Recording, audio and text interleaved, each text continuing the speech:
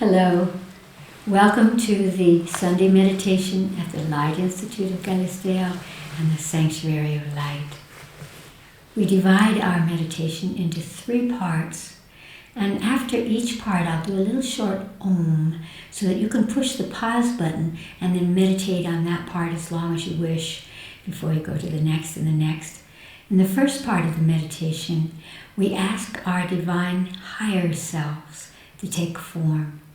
Any form that comes to you so that your body level resonates with that energy. It could be in the form of a light or a tree or a being or an equation. Whatever form it takes, just lock into that form. Then we'll have the higher self touch our bodies so that our bodies can resonate with that energy. And then we sit in meditation as we draw our higher selves into our body. And then we sit again as our own higher self, our own inner voice, the intuitive essence of the soul. Then the Om. In the second part, we practice the art of radiance, because the more that we radiate light, the higher is our consciousness, the more peaceful is our body. We do that by imagining that we're drawing white light from the cosmos down through the top of our heads and lasering it out through the stomach, through the solar plexus, which is the seat of the emotional body. We laser it out from there, out from us and back into the sky.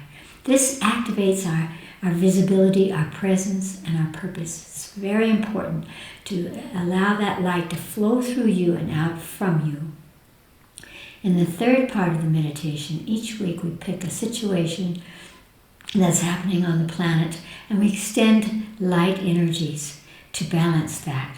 This week, our meditation will be about the riots. It'll be about the civil unrest around the world as people are saying, no, this is not balanced, this is not what we want, this is not who we are.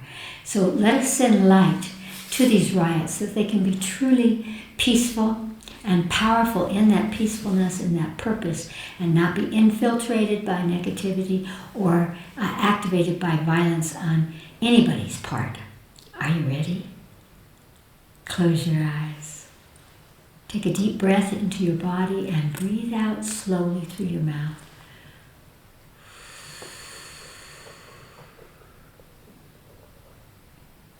And ask your higher self, the intuitive essence of your soul, your own inner voice, to take a form for you. And see the form that comes. It could be anything. Now ask your higher self to touch your body where you hold your divine essence. And just imagine that you're being touched. It could be anywhere in your body. And begin to breathe in through that point so that your higher self, as it touches that place in your body of your divine source, can activate that for you so that you can live within those frequencies. Breathe into that point.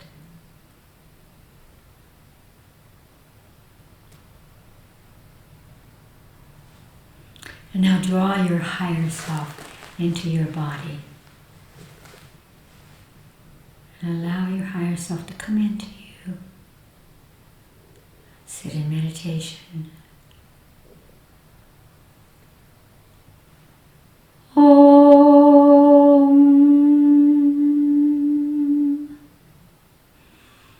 Reaching up into the cosmos, drawing the white light down, lasering it out, feeling the power of that. Om.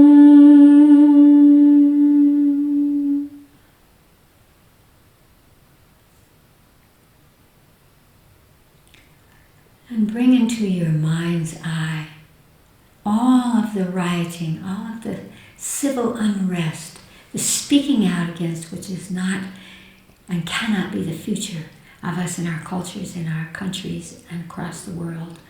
Bring all of that into your mind's eye. There might be in your country or in a particular place where you're aware of the riots, or just all around the world, that rioting energy. Bring it into your mind's eye and ask that rioting energy, those beings, what frequency of light they need to be able to hold their purpose and a sense of peace and balance within them as they speak out in unison, so that there need be no unwanted violence or hurt, but that humanity can be heard, brought together, and changed.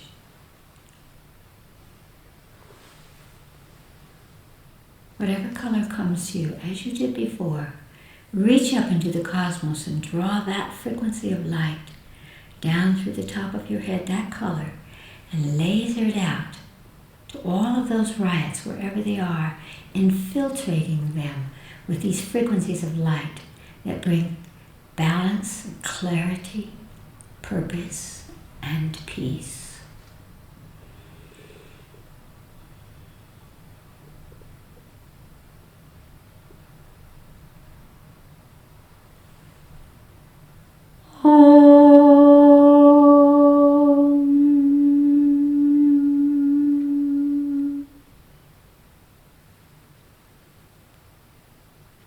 And take a deep breath into your body and open your eyes.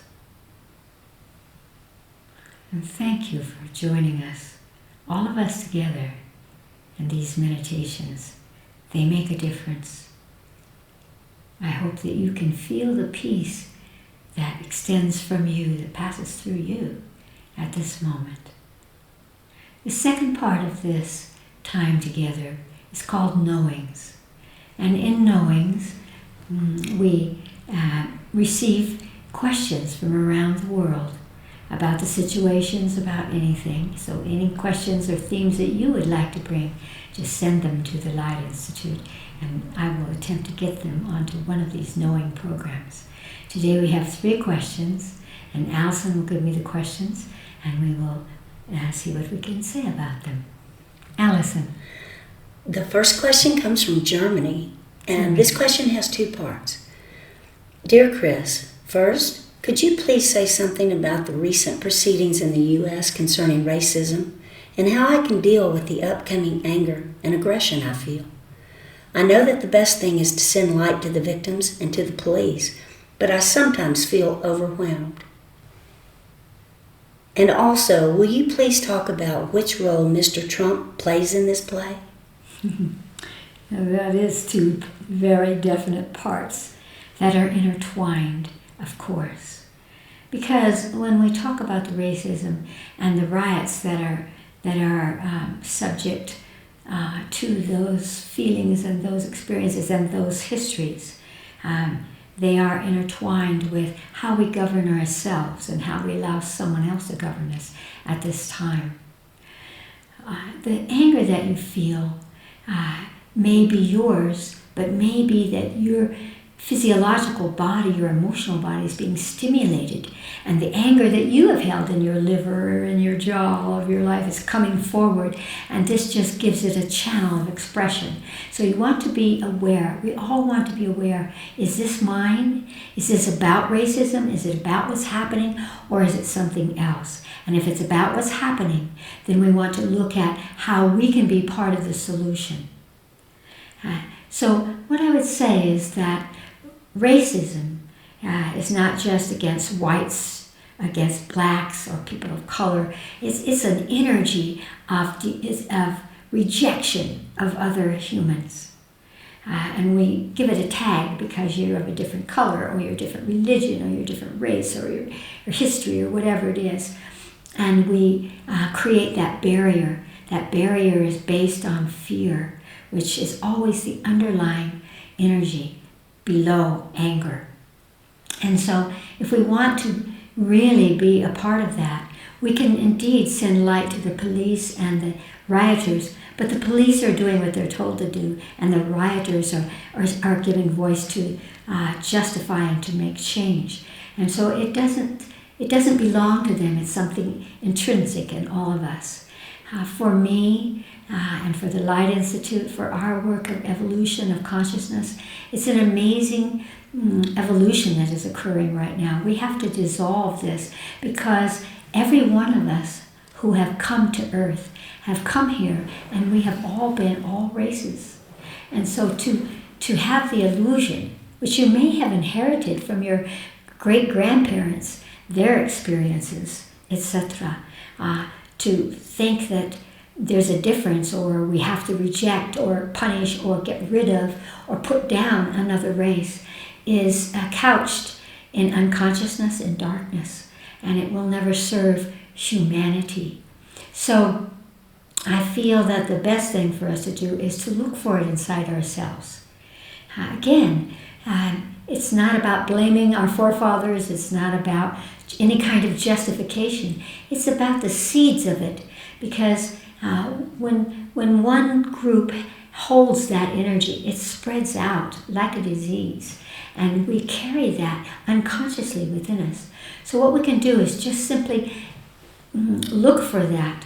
Again, whether it's residue that you can't relate to it, you don't feel that you are one of those kind of people, but clear it out from you energetically, and so that you are not a part of it bubbling out across the ethers, across the planet, but that you are part of the solution.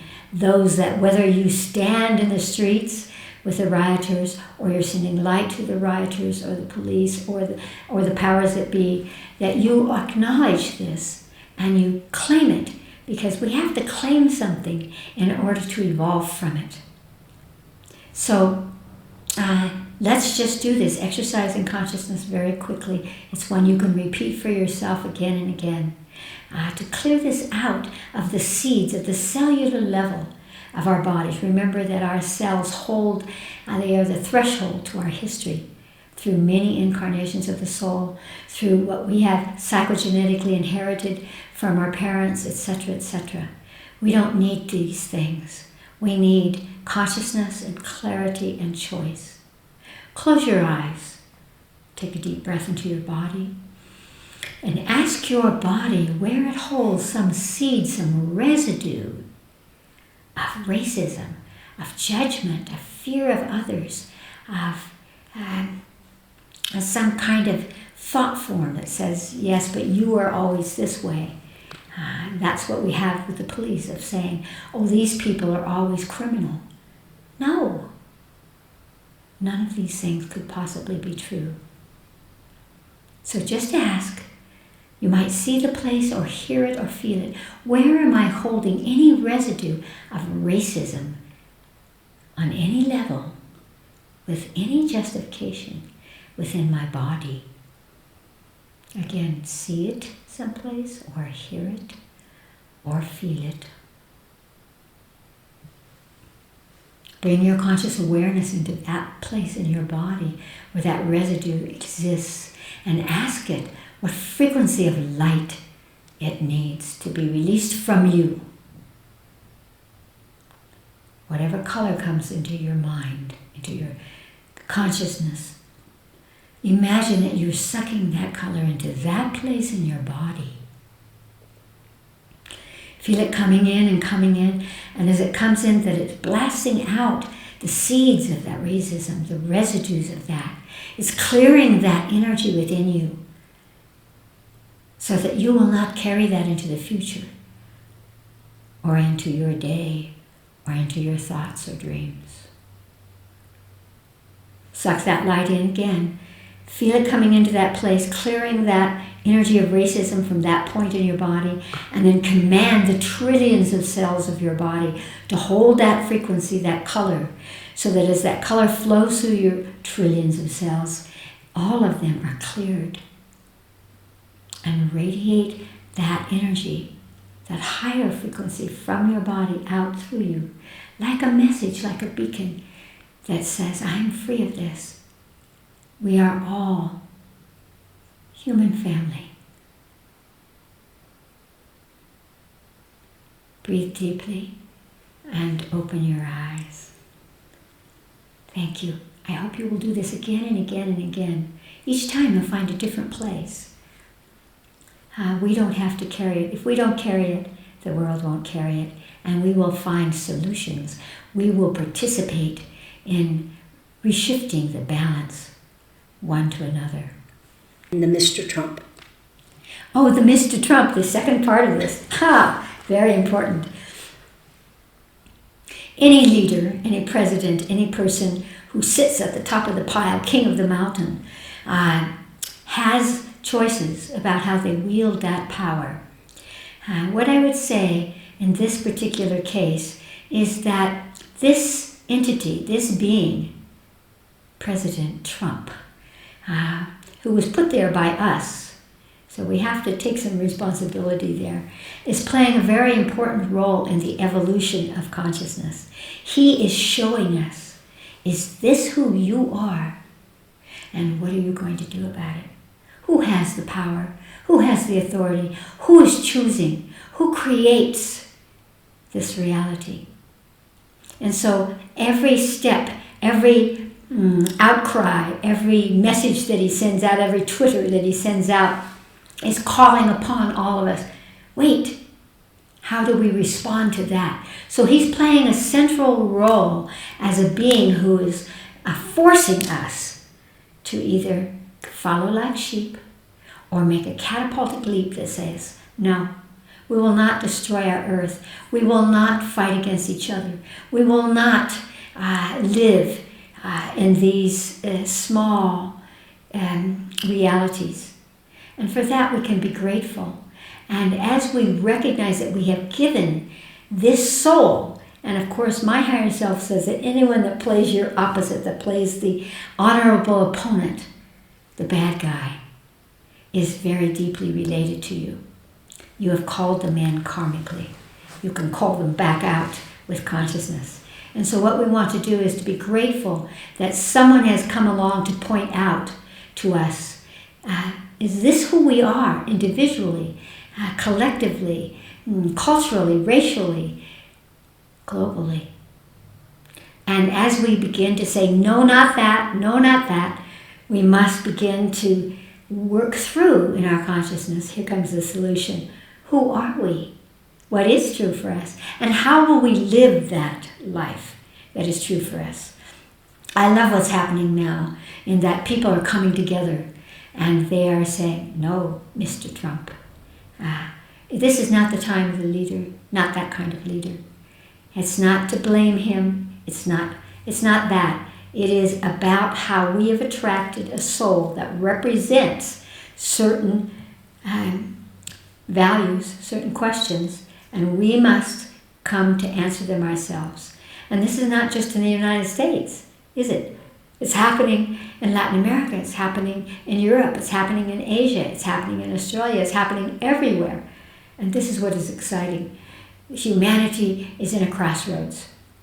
And these people who represent that point of reference, King of the Mountain, are there to show us that it is not that time any longer. We are not sheep. We are powerful, conscious beings. We are one soul family. We must come together and go on and not waste our energy on them, but pull in what is true for us and make that happen. We can do it. It's why we're here together. Allison. This question comes from Galisteo, New Mexico, right here at our home. Chris, I recently experienced a triggered anger that I haven't felt for a very long time. I asked if this was mine, and I got a no, so I sent light to the issue that came to mind, and the anger dissipated. But what was most surprising was that the sudden flare of anger left a residue in my body of a heaviness and density that I'm not used to. Will you please talk about the connection between anger and lower frequencies? Mm-hmm. What you're talking about, I feel, is very, very common to us.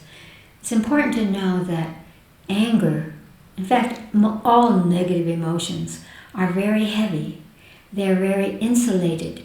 They are part of associations. And so you can be angry and not even know why you're angry. Or, as this person was talking about, come to realize consciously that you have sucked in that anger from someone else. And so Anger is not a thought form. It's not even an energy that comes out of your body in a thrusting yang way. It is a very dense, heavy energy that sort of encompasses or encloses all the other energies and blocks them from coming out. I was saying before, I think in the meditation today, that anger covers fear.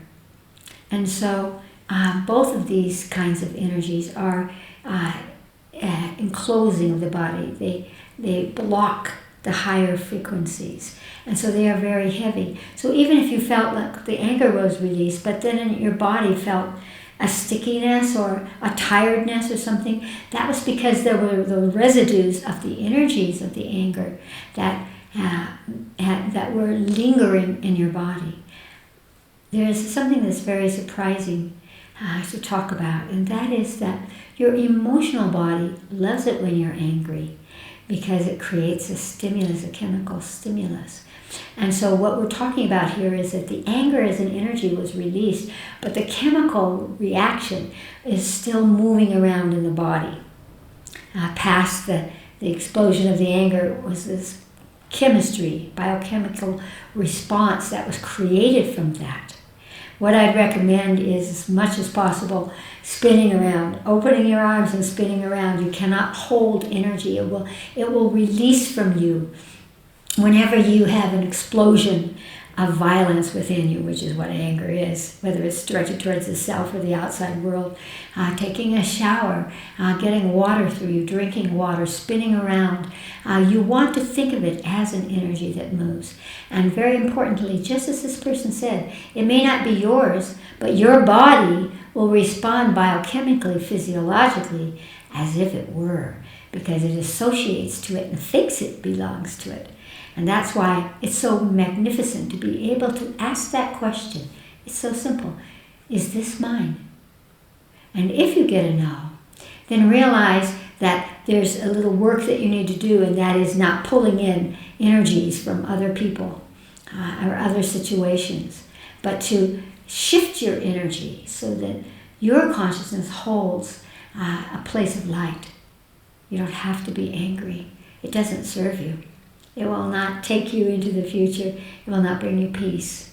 And so you can remove it just as if you were removing some clothing that had gotten dirty from being in the outside world.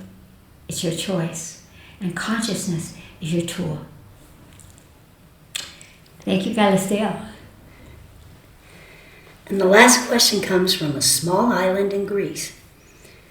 Dearest Chris, as I look at the sparkling waters surrounding my home, I long for this kind of light and beauty to spread around the world to ease the difficult situations that are just everywhere.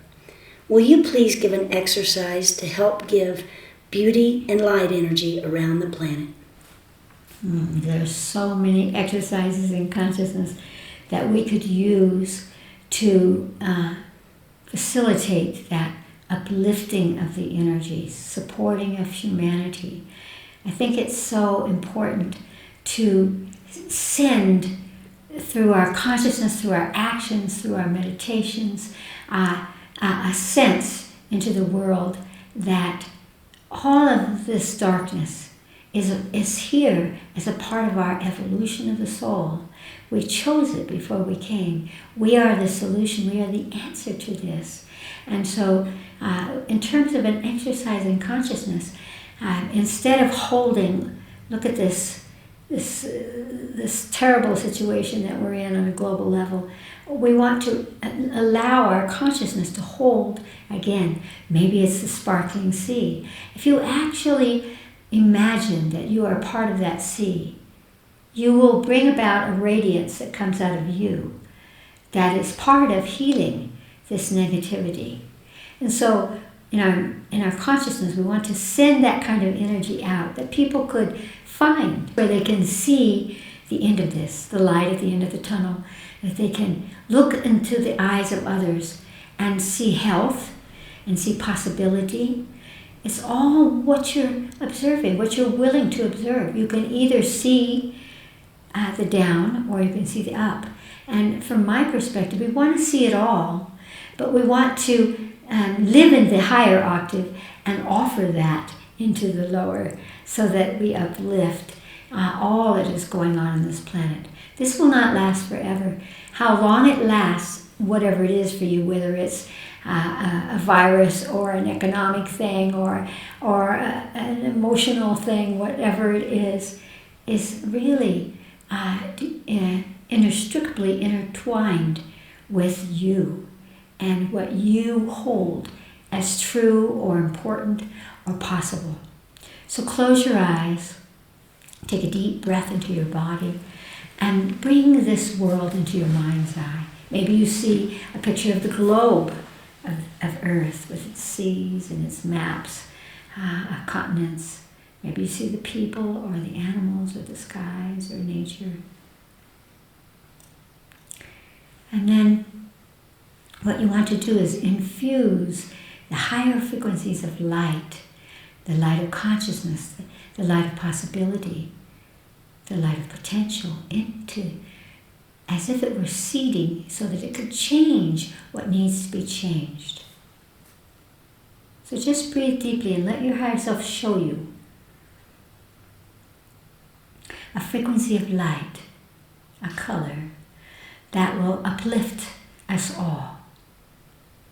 That will be, again, a beacon that quickens our frequencies, that frees us from being entrapped. What color do you get? Each color has a meaning.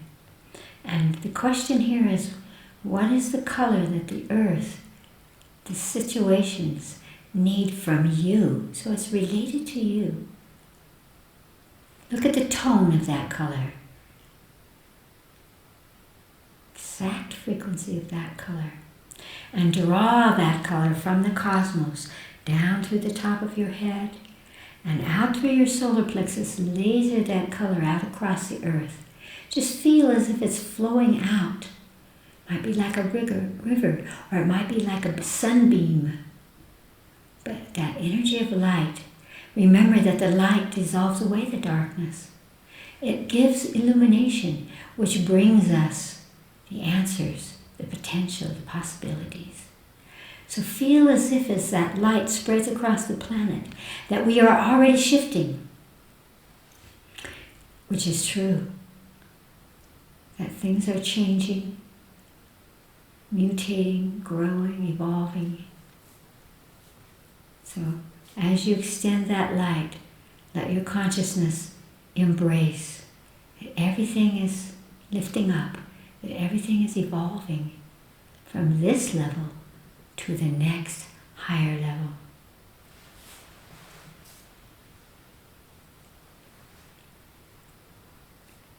And take a deep breath into your body and open your eyes. This is just a kind of discipline of consciousness that we can wield as a powerful tool to participate in everything that's happening in a way that opens up the potentials, opens up so that we can see solutions and we can find the answers, and we can realize that as we do this in our consciousness, we can do this in our lives, and we can do this together. Thank you for joining us.